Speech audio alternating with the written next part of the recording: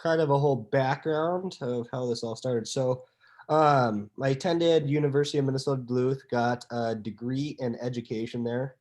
Um, my junior year actually of college, I didn't finish my degree. I came back home, did some military training. I was also in the National Guard, so I got promoted. So I took a semester off of college, moved back home, went to my military training for a month down in Camp Ashland, Nebraska during that semester. And then I decided to take that spring semester off as well.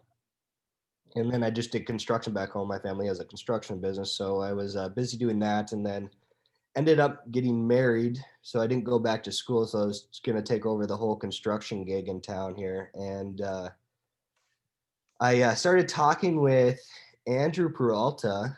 Actually, he owns the Dairy Queen in town, and from there we started talking about buying the Pizza Hut in town because it was up for sale. We got really serious about it, and eventually we made an offer on it that the previous owners took. And from there, we flew down to corporate Pizza Hut to do our interview with them. So we get to corporate, two 20-year-old kids show up, big corporate room with, I think there were 6 of them there. But yeah, we gave them our spiel. They loved it. And from there, they approved us. It was a 2-week approval process after that, but they said, yeah, you guys are good to go. And then from there, I had to conduct 3 months of training down in Dallas, Texas at a Pizza Hut there. So literally started learning the whole, and before then I had no restaurant experience whatsoever. So I was fresh to it. But we started training with just answering the phone. And then in that 3 months process, I did franchise training plus in-store. So phone answering to how to make pizzas all the way up to the GM. So the last 2 weeks of my training, I actually ran the store down in it was actually Fort Worth, Texas, right by Dallas there. And then flew back home, or actually drove back home. And then we took over the restaurant here, and I've been running it for about 3 years now. So, and it's going pretty good. As of now, we're ranked the second best franchise in the nation. So we're doing all right. Yeah. Crack on. Good job, Blake. So yeah, that was the short and dirty. And then I did go back and get my education degree. So I could be a teacher if I wanted to, but this is going pretty good. So what's your motivation? I mean, when you, what kind of drives you? I like business wise, I like to be a leading role in the community and have that community interaction. Stuff like this really gets me going. Meeting people in the community, helping people, donating, being a part of events. That's the stuff that gets me going and keeps me in business. Because there's some dark days in the business world too. You're low on employees, and some days you ask yourself, "Why am I doing this?" Or challenging times like this whole COVID thing. It's like, "Why am I doing this?" But then you do something good, or you get good positive feedback from something you did in the community, or you end up feeding. Recently we fed all 3 schools in one day. After the kids were sent home, we fed all the staffs. DigiKey paid for it and stuff, and that was a good feeling. We got a lot of good feedback from teachers and stuff, and doing stuff like that is really, really motivating, I would say. So, but yeah, people is why I stay in it. Okay. Other questions for Blake? I know you've, Blake, go ahead. Are you?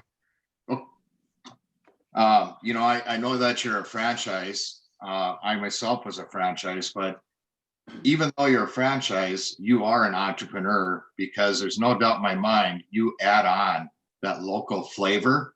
And without that local flavor of doing the community involvement like you do, you wouldn't be at the top of your game right now, being a franchise like that. So, you could be a franchise and not do a lot of extra things and just kind of day-to-day work, but you bring in a lot of community involvement, and that's so energizing for everybody else. So I just want to let you know we appreciate that too. Thanks, Mike. Yeah. Yeah, I was just going to comment. Obviously, things are going well for you, and then you did an expansion and a remodel. Kind of talk us through, what made you decide to do that, and then you kind of have a new food line that came in as well, right? Yes, perfect. So I'll touch on the remodel here first. So by contract, we were actually obligated to update the whole restaurant. Last big update in that restaurant was 1997, so it was well overdue. And that was another reason the previous owner sold too, because they were gonna get stuck with this remodel. Pizza Hut kind of forced it upon us. So going into it, we knew we had to remodel this thing. So um, I think it was well worth the money. It looks really good in my opinion in there, and not only we remodeled the appearance from customer point of view, but that whole kitchen is pretty much brand new. Um, I think I only got one piece of equipment in the back that isn't new.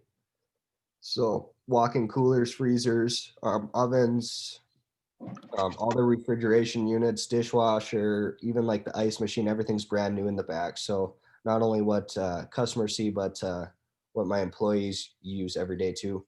And then going along with that too, we added Wing Street. So we added deep fryers for wings. We got wings, French fries, and apple pies that we offer now, and they're phenomenal. So we had the oven baked wings before, which are pretty dang good too. But these wings, I would say, are about double the size of the other ones, so they're quite a bit bigger. So they're a better wing too.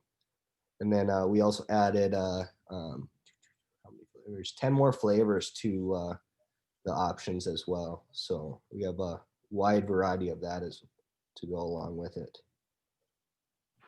Now, since COVID has hit, I'm assuming you've seen your takeout actually go up, or is people been eating out a little Um, less too to save some money? What have you seen? so the big thing that's skyrocketed for us. So carryout I would say has been up just a tad. The big thing for us is deliveries have been way up. We've added an extra driver to every single shift we have, just in order to stay up with it. And we're actually talking about adding another delivery driver just to keep our times down. So the kitchen can keep up, but there's a lot of deliveries going all around town. And then we've expanded. So since I bought it, we've extended or expanded our delivery trade area too, not just in the city limits of Thief River. There's some locations like we'll deliver out to the airport, for those employees out there. Sanford, we deliver out to the hospital. Nurses need, that quick food too. So we were able to talk corporate into letting us do that. The golf course, things like that. So if an order goes out that way, they take a little bit longer too. So having extra drivers to help us with that really pays off as well. So since we've done that, we've um, really expanded the delivery stuff. And then another one we added is, do you guys know where Smiley Trailer Court is? Yeah, we expanded out to there as well. So we added quite a bit. So deliveries have been very steady. So what in terms of being an entrepreneur, if if somebody came to you and said, "Hey, Blake, I'm thinking of starting a business," um, what would be your top 1 to 3 tips or suggestions you would have for someone who's thinking about starting a business? First thing would be maintain that positivity at all times. Right away when you're starting, it's easy to go into a slump. So stay with it. Have a positive attitude. Second um, is reach out to people. There's a lot of good people in that town that are willing to sit down, talk to you, give you advice, and support you along the way. And if you're having those bad days, there's people out there that would sit down, help you talk through it, and go through that aspect. So reach out to people. There's a lot of great people in Thief River. Third, hmm, third, I would do something. If you're going to start a business, either shape or form, find a way that it can personally impact you in a positive way. So something that drives you to keep going with that business. So um, I never saw myself being a restaurant owner before or anything. And I wouldn't say that was my passion by any means, but for me, passion is people.